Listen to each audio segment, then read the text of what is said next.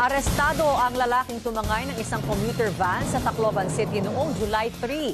Sa kuha ng CCTV, nakaparada ang puting van sa Real Street sa Barangay 47 nang lapitan ng suspect na nakaitim na t-shirt at shorts.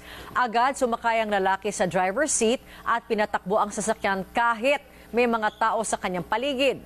Matapos i-report sa pulisya ang pangyayari, nagsagawa ng checkpoint at hot pursuit operation ang Tacloban City Police. Nahanap sa iba pang barangay ang tinangay na sasakyan. Nahuli rin ang suspect na sinampahan na ng kasong paglabag sa new anti-carnapping law of 2016. Mga kababayan, huwag nyo nang hanapin ang mga pulis sa presinto sapagkat kami ay nasa inyo ng mga telepono.